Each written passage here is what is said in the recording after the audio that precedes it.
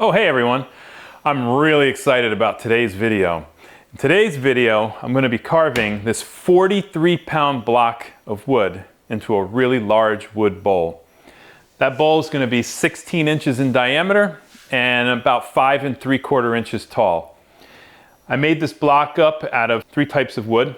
I've got walnut, a maple, a cherry, another maple, and then topped off with a walnut. So it's going to have a really cool band going around it. And if you saw in my previous video where I raised my Shapeoko 5 Pro by 3 inches by adding these aluminum inserts, rectangular tubes, I raised the machine up to give myself the extra clearance that I need to be able to machine this massive block of wood. You won't be able to replicate this or duplicate it without raising your machine up 3 inches. So anyway, again, really excited. I'm going to be pushing the limits of the Shapeoko 5 Pro today. We're going to be maxing it out on its Z-axis, and hopefully everything turns out really well. And measured everything, so it should work out. Shouldn't be any problems. I will be using 4 types of bits today, 4 types of end mills. And first process, I will be surfacing the top of the bowl just to get it flat. And then from there, I will be roughing out the inner portion of the bowl and then finishing the inner portion of the bowl, flipping it over, roughing out the outside of the bowl, and then finishing the outside of the bowl, and then cutting it free from the leftover base that will be holding it in place. Oh, and I also wanted to mention that this video is going to be a little different from my normal format, where I normally show you guys how I designed it first and then show you how I machine it. In this one, I'm just going to show you how I machine it and made it. And the reason for that is I used Fusion 360 for this particular project. I didn't use Vectric, which is what I normally use. I got a free trial from them, and I really fell in love with Fusion 360 as far as for really complex stuff, which is what this was. So this one will strictly just be the machining of it. So really excited about this one. I can't wait to get started. Let's get into it, and I'll start with my setup and the bits that we're going to be using. Okay, so first off, let's go over the end mills that we'll be using today in this project. So to surface the top of the bowl, let's call it first, and get it flat, I'm going to be using my 1¼ inch insert spoil board surfacing bit. And then once that is done and we begin the roughing of all of the inner or even the outer of the bowl, I'm going to be using a 4 flute. This is a 1/2 inch diameter 4 flute roughing end mill. It's serrated, and it should be good for some really rapid material removal. I haven't used this yet, so I'm really eager to see how it does in this project.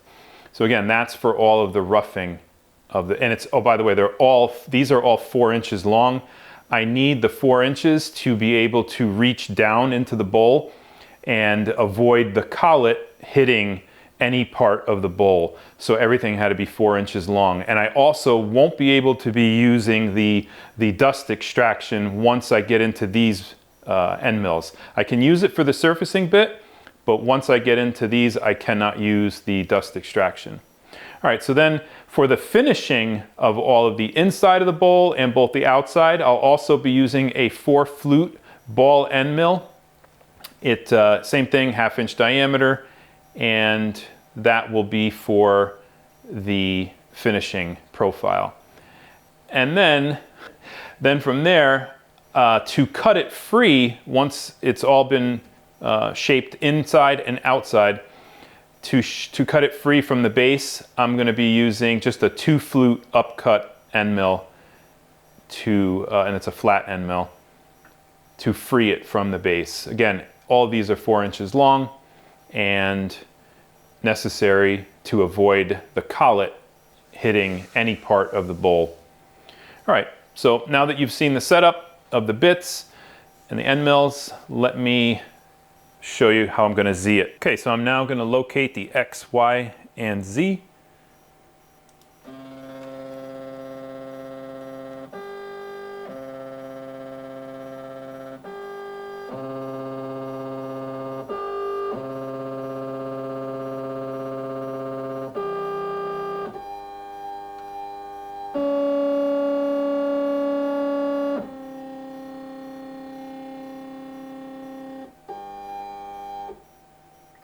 Okay, so I've got my 1¼ spoil board end mill in place.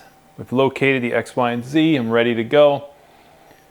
So we're ready to surface this massive block of wood.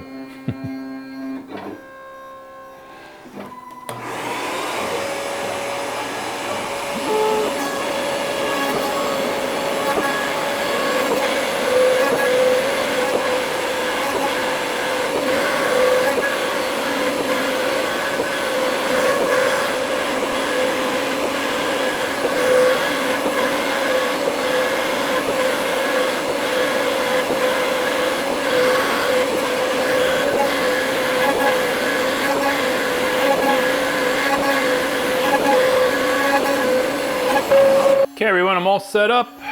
I'll be doing manual dust extraction on this one.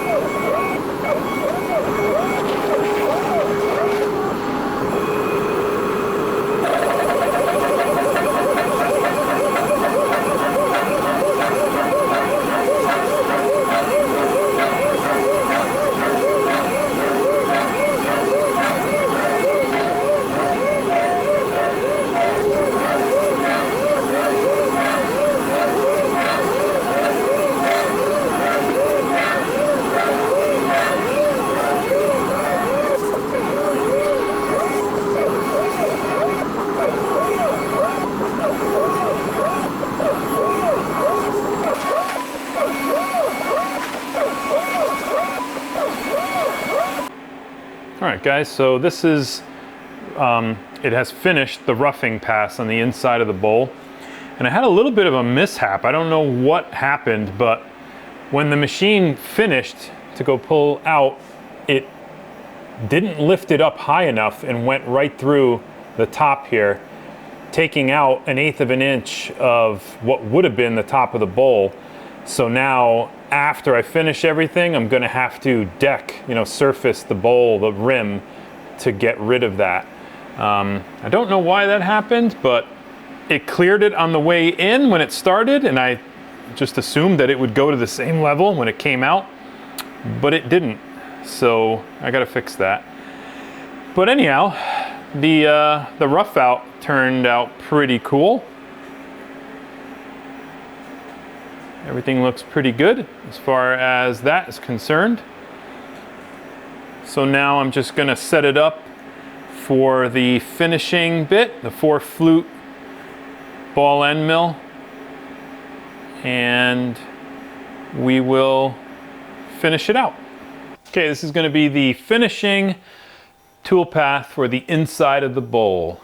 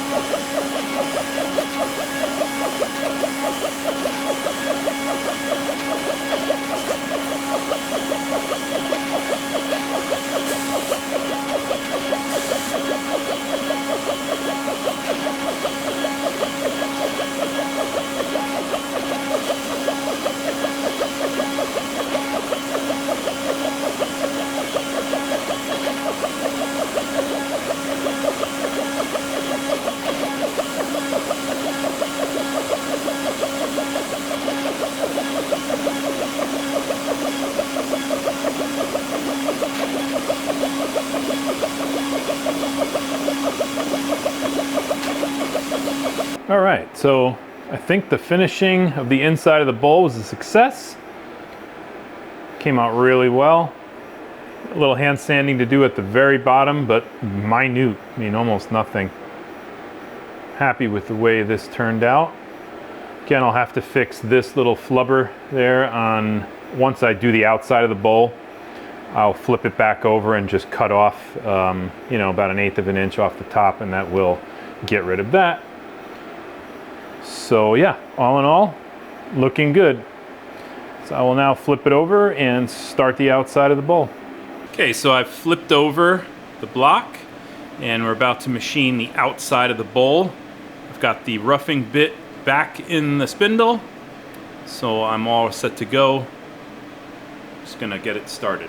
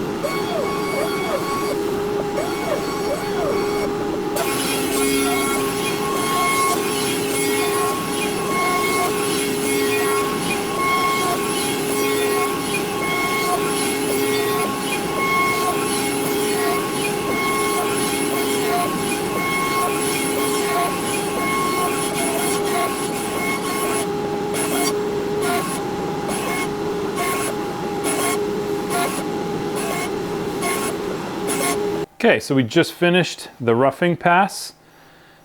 Looks pretty good. All in all, pretty pleased with how it turned out. I can't wait to do the finishing pass. I want to really see the grain pop out. You probably heard the chatter when I was cutting the roughing pass. So whenever you go in the end grain, the end mill starts to jump and it grabs. So that's the noise you might have heard in the roughing pass. Every time it crosses particular certain end grain, it causes it to chatter. That won't happen in the finishing pass. It's a very light pass. So, all right, let's get to it. On to the finishing pass. Okay, so this is the finishing pass for the outside of the bowl.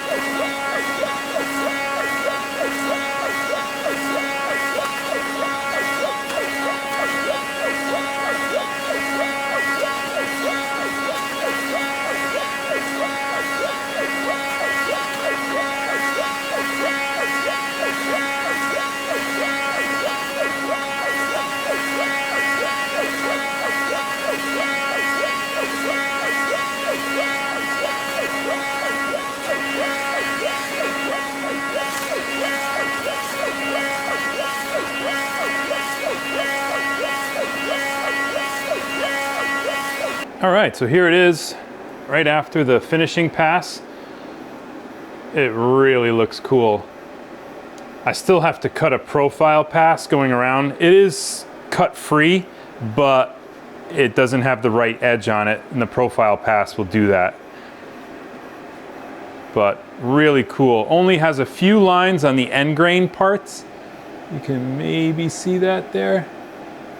All the rest of it is really, really smooth. I'm very impressed with how nice it cut. So, all right, let me load in the contour toolpath and free this bowl, and then we can pull it out and really get a good look at it.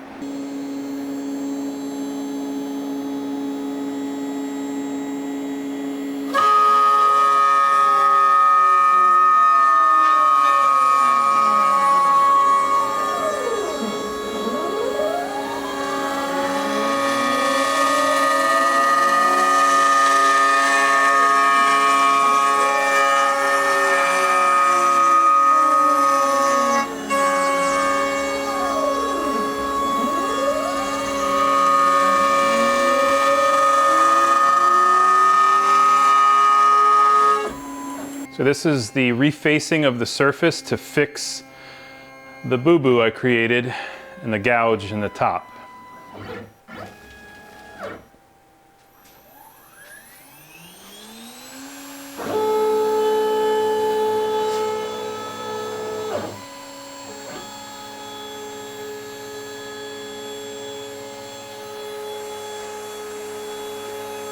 So it's basically doing the whole surface. So it's going to be cutting air in some spots, just, you know.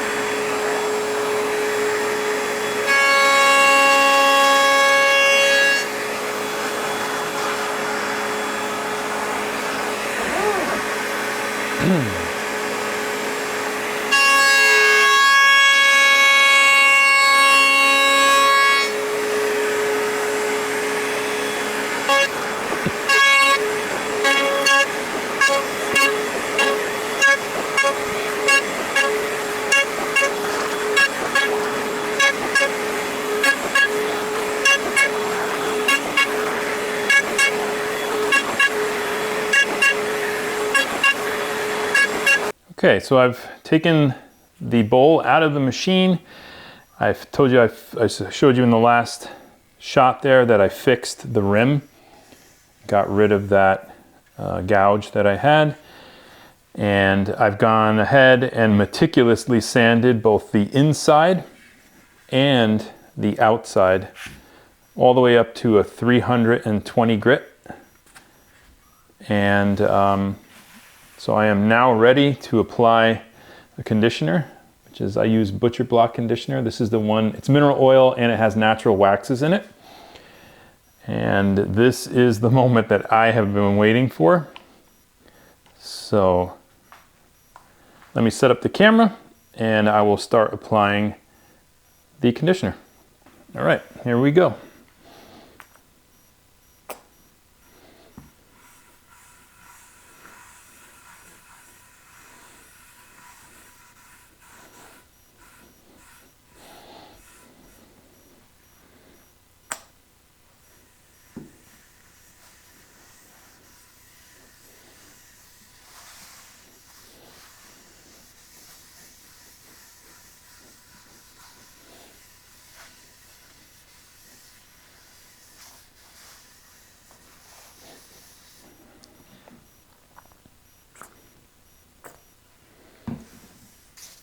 So this conditioner will take about 20 minutes to soak in, and then I will apply a second coat, and then after that soaks in for about another half hour or so, maybe 20 minutes also. I will then buff it out with a dry rag and just let it dry, and it's all good. And this is obviously food grade mineral oil, so there's nothing harsh in it whatsoever. It's got beeswax in it as well.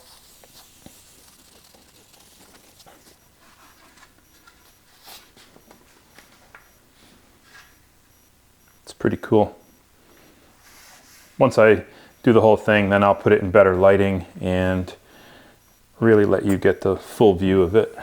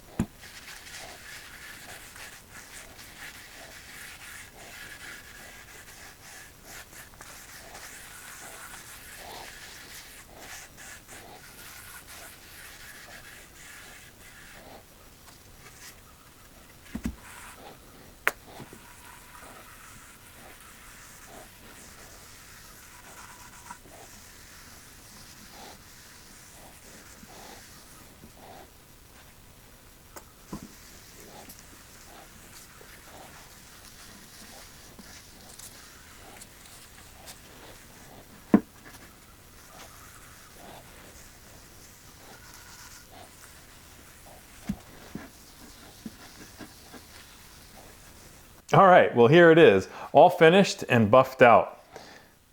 I think it turned out really, really nice. I was really excited about starting this one, and the results exceeded my expectations.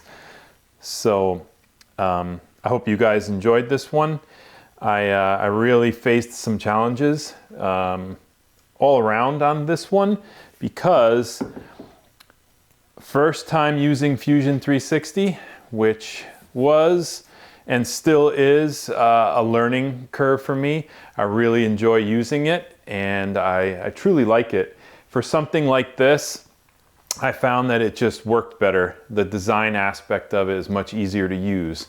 So I'm going to dive a little more into Fusion 360 and do some more stuff with it for complex stuff.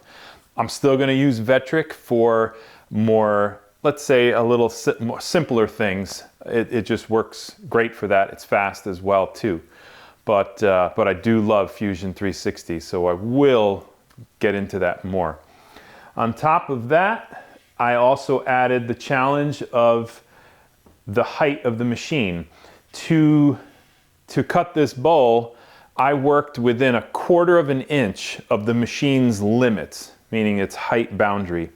So every time I inserted a tool, I had to check, measure the height of the tool just to make sure that it would clear.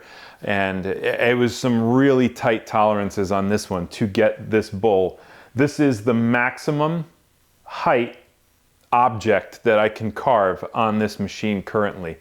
There was only about 1/8 of an inch, maybe 1/4 of an inch certain times of clearance to get over the stock material on this. That's why I kind of screwed up in the beginning on the roughing out of the inside of the bowl. Again, being new to Fusion 360, I put in the incorrect clearance height, and when the machine went to go retract, it didn't retract high enough, and it cut into the rim of the bowl. But I found it, figured it out, and I won't let that happen again. But again, really, really cool build on this one. I was really, really happy to push the limits and see what this machine can really do, rather than just, something that's 1.5 inches, 2 inches tall. It kind of gets boring after a while for me. So I really want to explore and get into some bigger carves like you've seen here. So again, I hope you guys enjoyed this.